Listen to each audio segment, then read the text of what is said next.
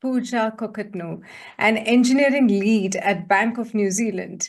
Born and raised in Dubai to Indian parents, Pooja moved to New Zealand a decade ago for university and has built a thriving career in tech ever since. Navigating cultures from Dubai to New Zealand and rooted in Indian heritage through Bollywood films and delicious cuisine, Pooja brings a unique multicultural perspective to leadership and technology.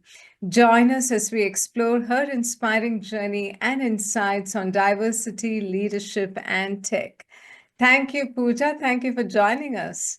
Thank you for having me.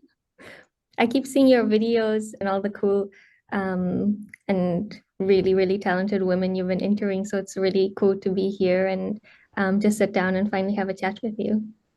Oh, thank you. It's a pleasure to have you with us. Now, you've got this really big, massive multicultural influence with your upbringing. Now, can we start by talking about your childhood and how was your experience growing up in a multicultural environment and what really sparked your interest in the world of tech? Yeah, I was born and raised in Dubai to Indian parents, first generation immigrants. They were the first people, both of them respectively in their families to have left India to move overseas. And yeah, they moved to Dubai and had me and my sisters there. It was a very exciting and interesting upbringing with so many people from different backgrounds and cultures. Yeah, I feel like Dubai was such a great way to meet different people from all different places of the world. In my high school, there were when we had international, we used to have like an international day, and in those days we would kind of group into different ethnicities just so that we could see the diversity in the school. And I remember one year there was over 80 or 90 different ethnicities and different areas that people were from, and that was so cool to see. And yeah, it was a really big privilege now thinking about it, having had being brought up in that way. Awesome. So, why engineering in the first instance? What sparked your interest in engineering and tech? Um, I guess, yeah, my interest in engineering started from my parents, Indian parents, and they were both very heavily focused in education. Both of my parents are teachers. They've taught, my mom is a math teacher and my dad's a computer science teacher, and education was kind of their ticket to Dubai and finding a life in a different place. And I think seeing how education was such a big part of their world, it kind of encouraged me to follow the path of going into university and then getting a job, which is, I guess, a bit more traditional than all the other options we have around. But for me, it was always get good grades, go to university, and find a job. And in year 12, we had to pick our subjects that we were going to do in year 12 and 13. And I think I always defaulted to engineering because growing up I was quite like tactile. I would build Lego, I would build little mechanic sets. My dad was a computer science tutor, so we would have kids come over and he would have PCs set up for everyone so that they could come and practice their IT stuff and like work on a computer. And because we had so many computers, we often had to fix them, and dad would bring parts from school and I would help him do that. And so I think naturally engineering was just something that fit me and my personality, but computer science was never in that equation for me. I always thought of engineering as like the typical chemical engineering, biochemistry, aeronautical engineering. Those were the kind of words that I'd be hearing. And software engineering was never in that equation. But in the first 2 weeks of year 12, we were allowed to kind of shop around. So pick different subjects and see if you like them. And if you didn't, you could try something else and then kind of lock that in and then continue those subjects for year 12 and 13. And I was like, okay, I'm going to do physics because every engineer needs physics. I'm going to do chemistry because every engineer needs chemistry. And then the third science, I was just like, oh, I'm not a fan of biology. My grades were never good in biology. Like what else can I do?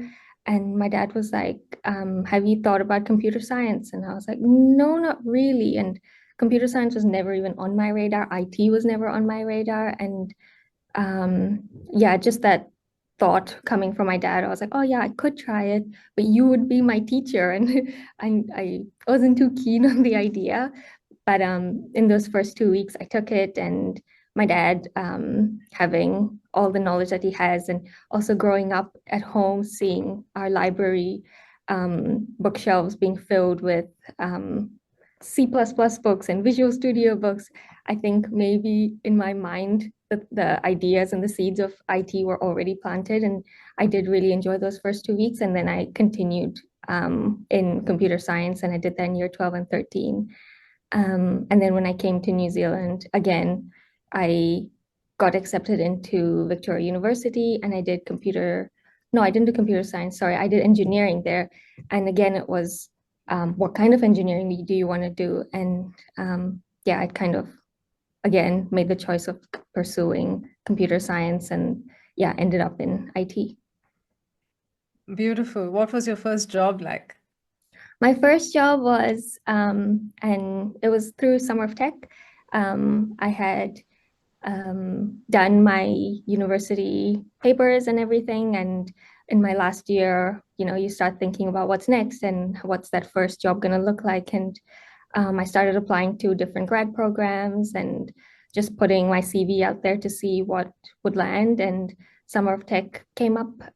It's a kind of a program in New Zealand that I'm sure like a lot of people would be aware of, that connects university students with companies. And so I had gone to the Summer of Tech Expo, I remember, and I was so nervous. It was like a big queue of students waiting outside the TSB arena, massive arena, and you get in there, and there are stalls of different companies, and you go and just approach people, talk to them, kind of do like a 2 minute, hi, my name is Pooja. I'm doing computer science. I'm really interested in your company. Can you tell me? It was like really, really fast paced, but making good first impressions were key. And from there, I interviewed with a bunch of companies and got selected for a couple of roles. And yeah, I think picking that first job was so stressful for me. I didn't really, I don't think I thought too much about like a strategy going into my first job. I was just kind of like, whatever happens will happen, and I will just go with the flow. And then when I got a couple of offers, and then having to think about, okay, what does each company offer? What can I offer that company? What did I like about the people, the technology? And then, having to kind of start thinking about your career a bit more as opposed to just going with the flow. And I think that was the first time I took things into my own hands to make a decision that felt right for me at the time. And so I picked a company that was a bit smaller in size. I was really afraid of going into a big company and being a small fish in a big pond, and not getting to know people, getting to work on a lot of exciting projects. And I think that always scared me because I often compared myself with other people, and I feel like I am a quieter, kind of smaller person, like personality wise as well. Like my energy is not super high energy. I was just afraid of being kind of, yeah, disappearing in the sea of people at a bigger organization. So I kind of wanted to take control of that and went into a smaller company. And now thinking about it, it was such a great decision. I think starting in a company of that size really allowed me to wear multiple hats because the number of people were less. So everyone had to pitch in different ways. And I did some marketing because I got a minor degree in marketing. So when I graduated, I did a Bachelor of Science in Computer Science with a minor in marketing. So I did have some skills there. And I got to use that in that company, even though it was a technology company. It was a client-facing company. So I was kind of just thrown in there with a senior partner and kind of going into different environments with different ways of working. And got to, hone in on my technology skills, but also got to help the salespeople create sales packs and did some presentations on an integration strategy and being in front of clients. And I think that kind of helped bring me out of my shell a bit more, just being kind of almost forced in front of a client. And yeah, I think that whole experience was really, really good for my career early on to just build some confidence and trust my skills that I'll be able to figure things out. So, what's that one moment in your tech journey where you surprised yourself? I think coming into BNZ was a shift for me.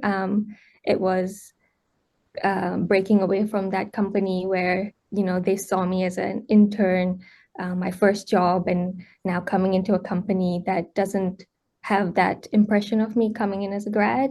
Um, and when I got the job at BNZ, it was in AWS, in the AWS space and contact center space and that landscape. And I think um, I came into it quite fearful. Like I knew I wanted to do it, and I knew, like, given the time and the right support, I'd be able to do it.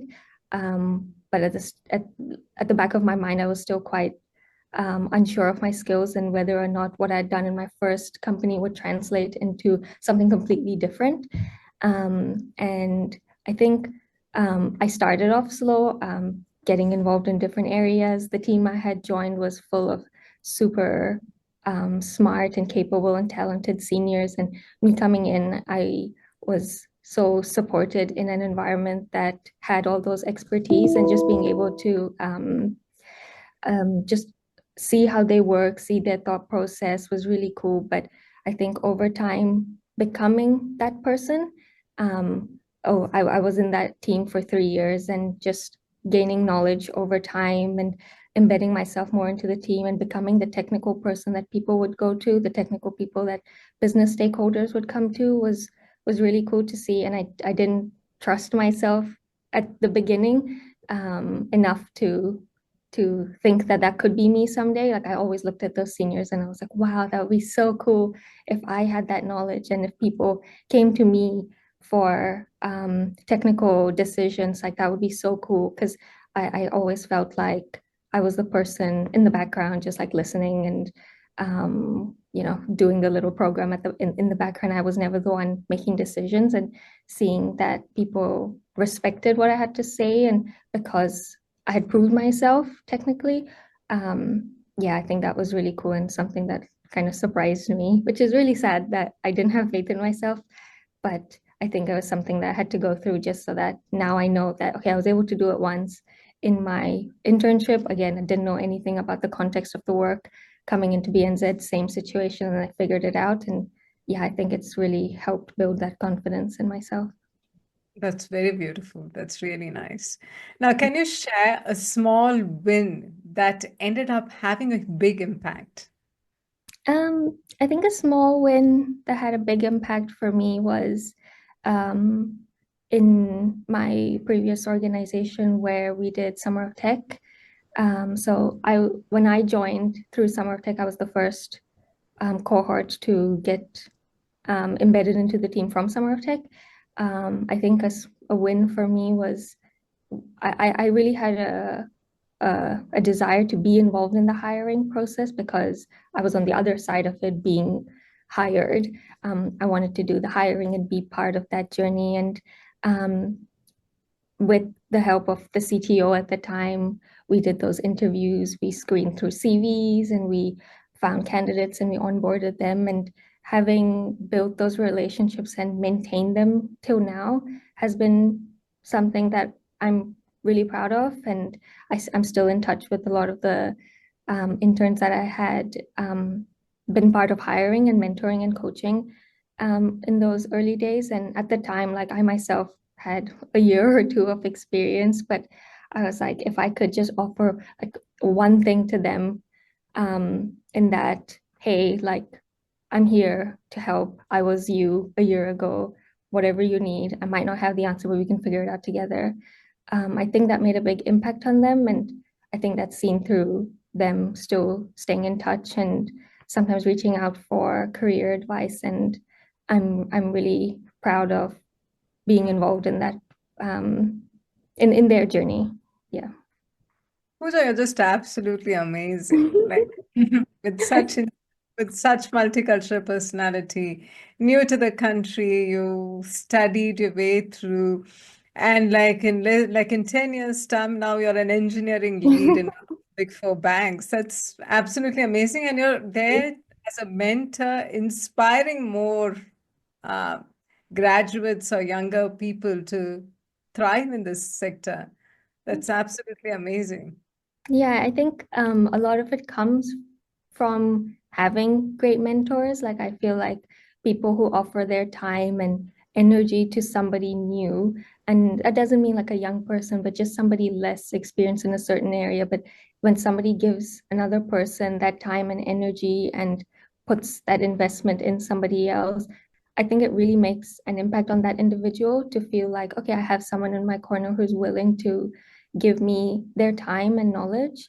And because people had done that for me and the impact it made on me, I want to do the same. And I hope the people that I help will also feel that and will carry that on. And I feel like if we don't do that, then we're just going to end up being such isolated and insular people, which doesn't benefit anyone. Yeah, totally. Now, what does thriving in tech mean to you personally?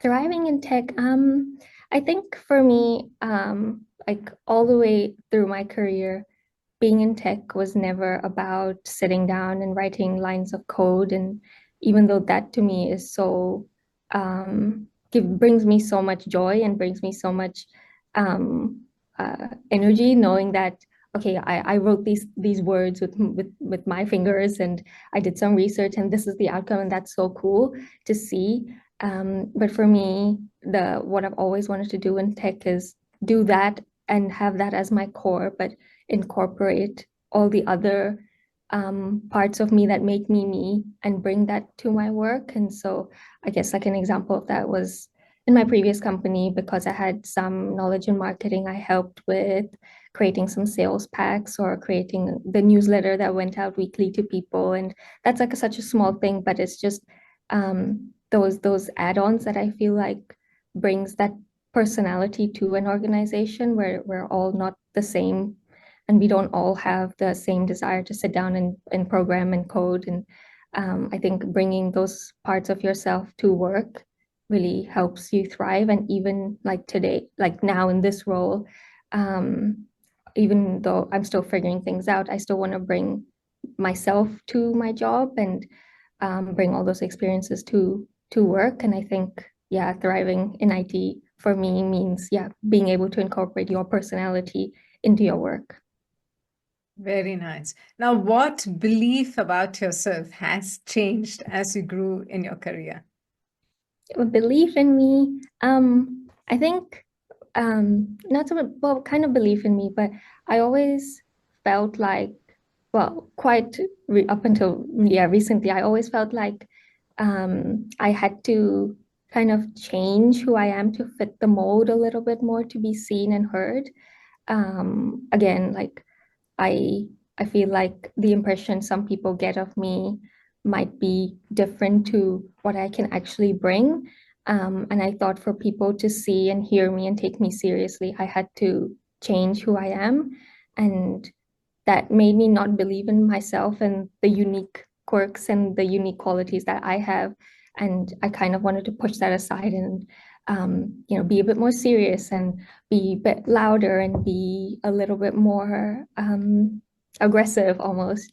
And I think having recently I had a manager who kind of told me the opposite. She told me, um, you are who you are and you got this role because of who you are exactly as you are.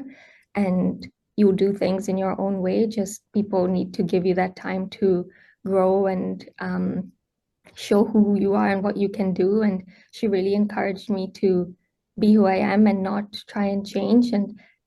And saying those words is one thing, but I could see her doing that.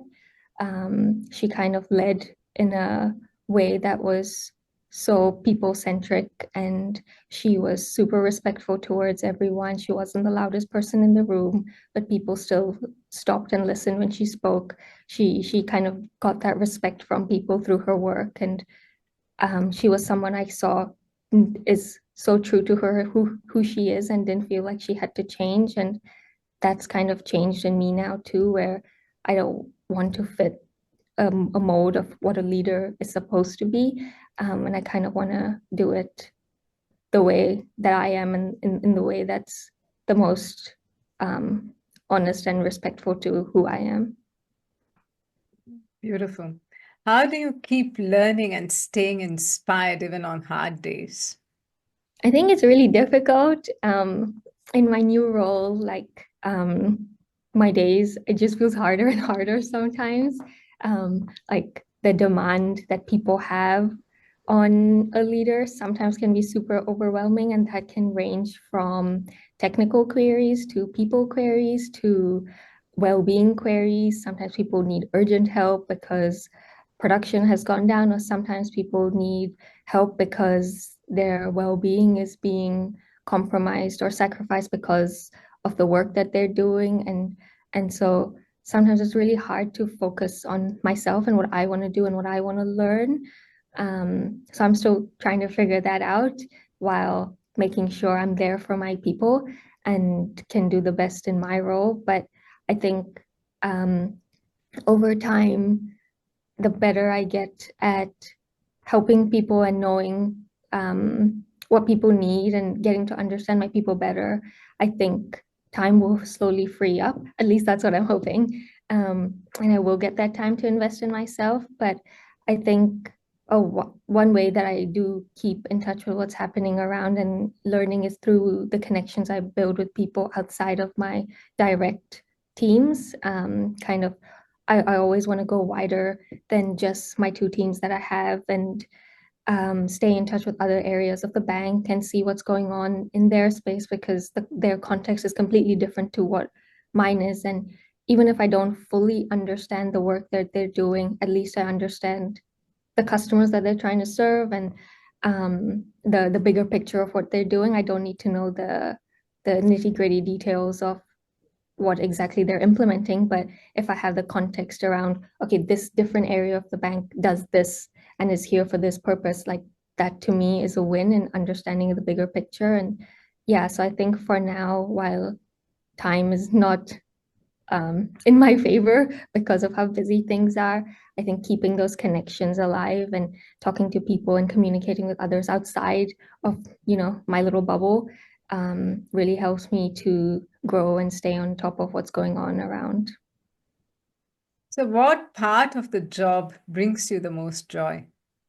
Um, I think being able to help people, whether that's solving a technical query that they've had, or unblocking someone because they had conversations with some other person who said no to doing a certain piece of work, and um, doing things on behalf of them, and helping amplify their voices and getting a result that helps my people is what brings me the most value and joy. It's I really thought that switching from being a developer who's, programming every day and on the tools, and moving into a leadership role, I was gonna really miss the programming and the technical work that I was doing. But that work still continues, even though I'm not the one actually writing the code, but it's through the people who are. And yeah, just being able to help someone, even if it's a small thing, like, hey, like I really need to go pick up my kid, and I have all these things that I need to wrap up. Could you please communicate to these people on my behalf? And yeah, just doing that and getting something off someone else's plate is something that I really find valuable, and where I can help other people, because if someone else did that for me, I'd be so appreciative. So if I'm that person for somebody else, that really brings me a lot of joy in my work.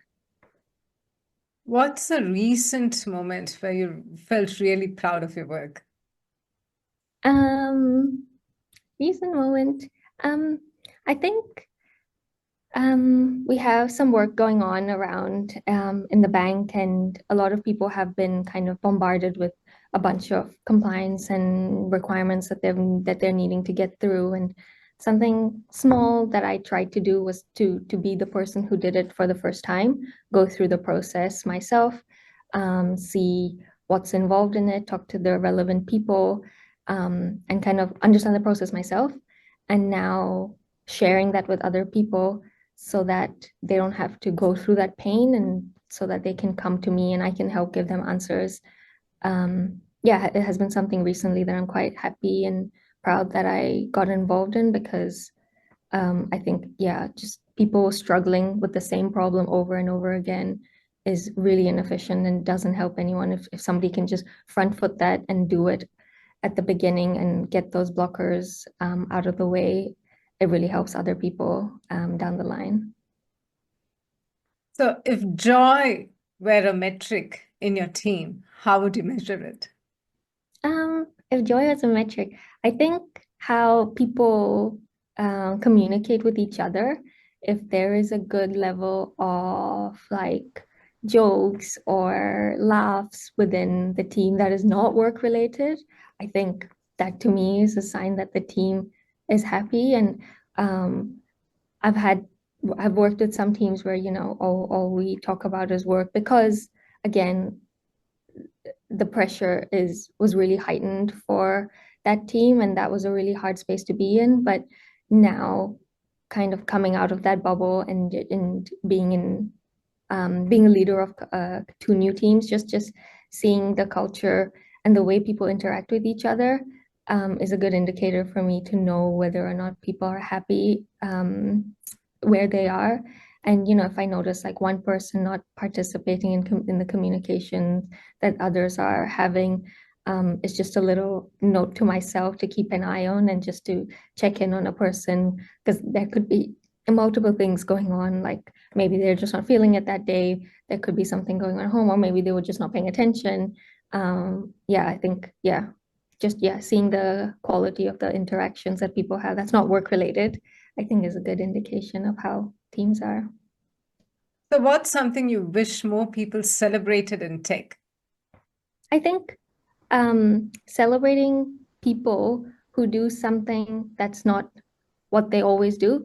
I think like I see a lot of people getting shout outs or getting recognition on like, oh, this person has solved this crazy technical problem. And you're like, that is amazing. The work that's gone into that is, I can't imagine how much work they put into it. But if that person's consecutively done that kind of work, it's really great to encourage it. But for me, seeing someone who does that work, but maybe they do a presentation and that's something that's completely out of their comfort zone. I think um, recognizing something that someone's done that's out of their comfort zone is something I wish we celebrated a bit more, even if it's, not done to the best standard that an expert presenter could do. Just the fact that someone was willing to push themselves to do something extra, I think we should acknowledge and celebrate. Now, coming from a very diverse, multicultural background, growing up in that environment and moving to New Zealand, were there any biases that you faced yourself, either as a woman or woman from a completely different background? Did you face any biases as you progressed up in your career? Yeah, and I think, yeah, a lot of women will have their own stories, but for me, I think the bias that I've had to face into has been around just the quality or the competency that I might have. I think people um, make assumptions based on a person coming into the industry based on whatever reason, but I always felt like I've always needed to prove myself, and which is fine. Like when somebody doesn't know you, they don't know what you're capable of. But when I see my male counterparts not being questioned that way, somebody new comes on and everyone is already impressed because of whatever reason. Just in comparison, I've always felt like I've had to prove myself to people. And sometimes I really thought about maybe whether that was in my head. But I saw those little microaggressions almost where people would name certain people like, hey, you, and you, can you join me for a session later to follow up on this conversation? And I was never involved in those groups. I had to ask someone, hey, like, I'm also working on this project. Can I join that conversation? And my peers were never the people who would exclude me for anything. They were always like, yeah, I'm so confused why you weren't included in that initial group in the first place. It was people from the outside who didn't know my work would just exclude me from things. And yeah, I've had to fight my way to having a seat at that table to have that conversation with people, and then proving myself to them, and then being included, which um, is always nice in the end, but there's a little bit of like sadness that goes with it, knowing that I had to fight to be here and for that person to see my value. It yeah, it's not always fair, but yeah, that's just kind of been my experience consistently as I move through teams and companies. And um, I feel like maybe with the title and more experience, things might change, but I don't think that it was fair on past me to have had to go through that. And if I notice that for somebody else, it's something I'll definitely step in and change and talk to the another person on their behalf. Because yeah, I don't think that's fair on anyone to be judged based on criteria that is unknown to them.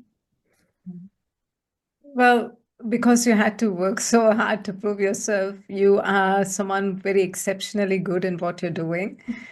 And also being a leader and having had that experience, you're going to be more empathetic towards your team as well, right? So it's a Yeah. bonus. Yeah, I think yeah, having gone through that, it gives you a bit of thicker skin to fight into future conversations on behalf of somebody else. So yeah, it's all been part of my journey and has made me who I am. But yeah, I still do wish that I didn't have to go through that. But then again, in saying that, like I could have been a completely different version of myself if I didn't have that journey behind me. Yeah, absolutely. Who or what has been a spark in your career when you needed it? Um, I think my mom, I'd say, she is my little like sideline cheerleader. She's always so curious about like how things are going at work and how my presentation went. And I'm sure she'll be like, "How did the podcast go? Please send me the link." And she's the first one who wants to have updates on these little things. And she's always believed in me, which is such a privilege to have. And yeah, like growing up, I wasn't the person who got the best grades in my family. I tried my best, and some things just didn't click, and some things did click. And yeah, I wasn't like super consistent in my academics, and I really doubted myself and my abilities because I thought I wasn't smart enough to be a doctor, an engineer, and all those things that you think about when you're younger. But my mom has always kind of had faith that things are going to be okay for me, and she's always told me that. And just knowing that she cares so much about how my work is going is really sweet. Yeah, I think yeah, having her in my corner is really, really amazing. Very nice. Now, can you share a quote, a book, or a mantra that keeps you going? Um, I think something that keeps me going is, I think, a saying that I read about how your work is such a large part of your life. And I know like our world is changing where there is better work-life balance, but I still really value the hours that I have at work, and I want to be able to enjoy that so much. Like I don't want it to be something I like a tick box activity. I come to work and I'm out, and then my day starts. Like I want that to be part of my day, to have good moments during that time. And a quote I'd read was around just not settling because your work is such a big part of your life. If you don't think you found the place that you feel like you belong in, or is bringing you any happiness, like push yourself to find whatever is next for you. And I guess, yeah, that's coming out of the privilege I have of being able to find a job after, leaving another company. I had another job lined up, and that is a privileged position to be in. But I feel like if you're able to try not to settle for anything that's not okay. I know a lot of people put up with bad managers or a toxic work environment. And I think, at least in New Zealand, where those things are not okay, um, I feel like people should be brave enough to push for more. But again, in saying that, I do acknowledge that not everyone has that privilege of doing that. People have responsibilities and have constraints on them that don't always make it possible. What keeps you hopeful about the future of tech industry? I think seeing the younger grads come through um, gives me so much joy and happiness.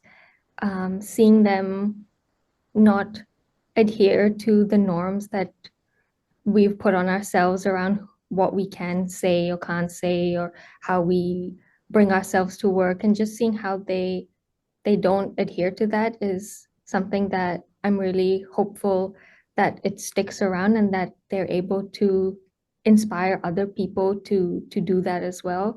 I've seen grads just ask like questions to leadership without fear that, oh, like this is leadership, I shouldn't ask them this kind of question. I would never have dared to ask leadership in like any sort of question, even if it was something that was really stressing me out or bothering me. I don't think I would have had the courage to ask the CTO or the head of tech a direct question that way. But seeing how the grads don't hold themselves back and how brave they are gives me so much hope that um, other people will get inspired by them and do that, but also that if they're doing this now at this stage of their career, what are they going to do in 5, 10 years? I'm so excited to see how these people continue in their journeys and who they become and where they end up. Nice. So, what does self belief look like for you on a day-to-day basis? Self belief, I guess, for me, it comes in waves. I've only recently, as of maybe 8 or 9 months, being put in this leadership role. And that kind of shook up my confidence quite a bit, going from a space where I'd built that trust, I'd built the confidence that people had in my abilities, to a new space where people didn't know who I was. And it wasn't like I was transferring into the same role. I was transferring into a role that was a step up to where I was. I think people had expectations of me, and knowing that really shook my confidence, and the ability and wanting to prove myself really stressed me out. And self-belief for me kind of went in waves, but I think I've gotten to a place where now I do believe in myself a bit more, because um, I've been around a little bit longer doing this role and around the people, and um, acknowledging that they're people as well. Like they're not some super high achieving or extraordinary human being. Like they're also a person. They'll have their wins behind them. They'll have their failures with them too. And I'm the same, and not putting so much pressure on myself, and making sure I take a moment to be like, it's okay. Like nobody's actually thinking that. It's you and you're putting this pressure on yourself.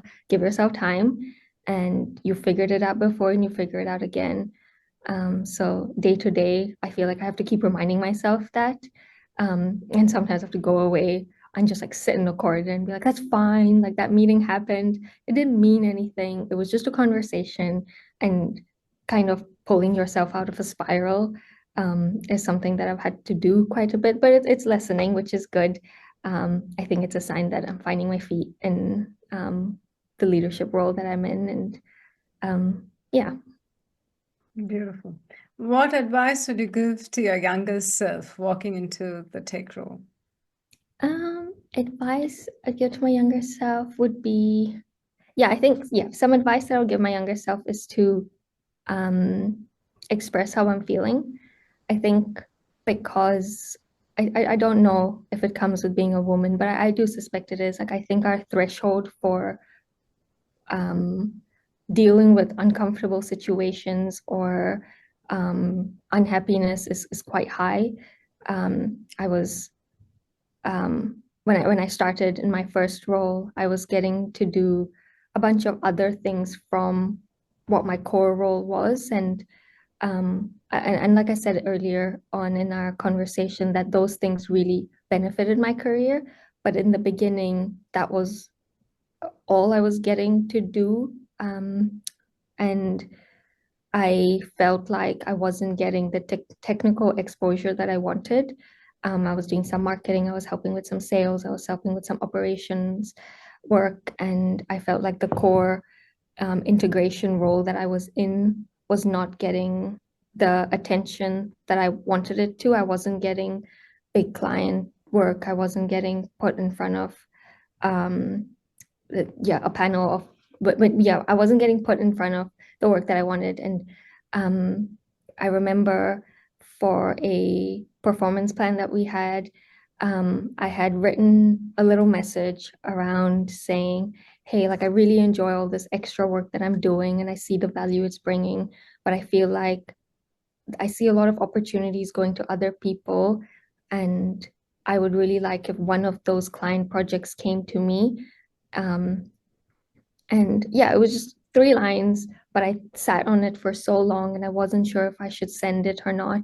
And I remember going to a woman and saying, hey, can I send you a little snippet of an email I want to send? And she was like, yeah, sure. And I sent it to her and she was like, can we chat?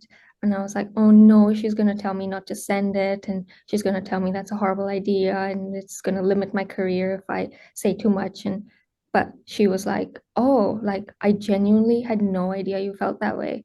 I thought you were really enjoying what you're doing.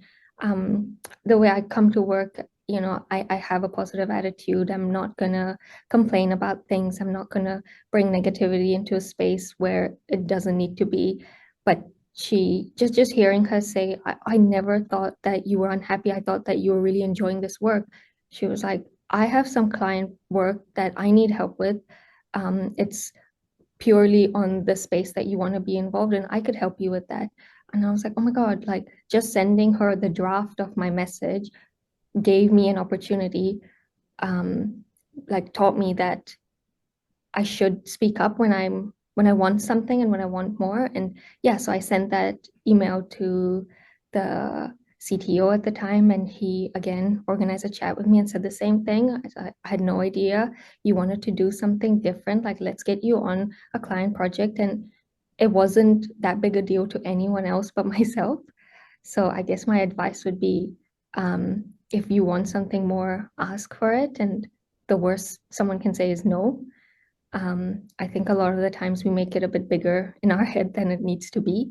And other people are also people. They'll totally understand where you're coming from. And if not, then it's a no, but at least you tried and you won't have to sit and think about what if. Very nice. Really good story that you shared. Now, how do you bring kindness or compassion into your leadership or work?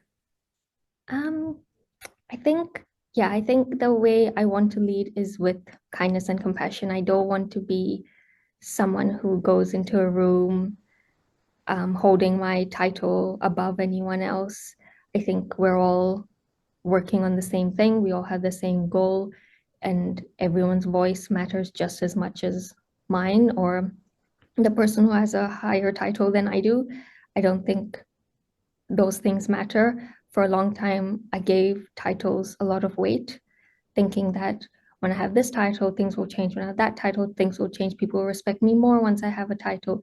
But things didn't change because of my title. Things changed because of how I brought myself to work and based on the confidence I came with early in my career. I always thought that when I got a certain title, when I got a senior title, people would respect me more. When I got a lead title, people would respect me more. But um, having had those titles and working towards those titles, things didn't change. People were going to respect me or not respect me based on their own preconceived notions, and um, their impression of me changed because of the way I brought myself to work. And so I want everyone to feel like they have a voice at the table, regardless of what title they hold, whether they have a senior title or not, or have a lead title or not. And where I feel like in a lot of rooms, people are working on the same goal. Everyone wants to do the right thing, and sometimes conversations end up in a kind of fight or an argument, or um, and I feel like, yeah, for me, just bringing that down a level and just letting everyone know that, hey, we're all here for the same reason, and there's no ego in the room when we're trying to get to a certain goal. But yeah, I think in terms of kindness and compassion, just acknowledging people as human beings and not as a work robot. Like if somebody has a bad day, that is okay. If somebody has an outburst, that's also okay. And we try and make sure these things don't happen again. But I really want to make sure that my people know that I'm not going to judge them for a mistake that they make or for something that they haven't done to the best of their abilities. At the end of the day, we're all human, and I think there needs to be some grace for people making mistakes, because otherwise we'll never grow. Nice. Finally, what's one thing you're doing right now that your future self will thank you for?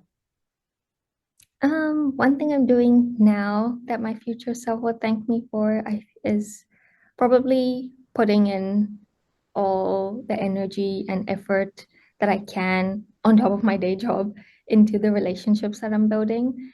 And this is not with like people who have, again, like high titles or anything, but it's just my peers or my people, and people outside of my bubble, building those relationships. I think in every role that I've had, that's what ended up helping and serving me the most, is building those connections, because knowing that when I come to work, I'm gonna have people who know me, who like me, who I like, who we can have a 5-10 minute conversation in the kitchen about how our trip went or how our family is so meaningful to me. And I go home thinking about those interactions more than, the lines of code or unblocking some dependency.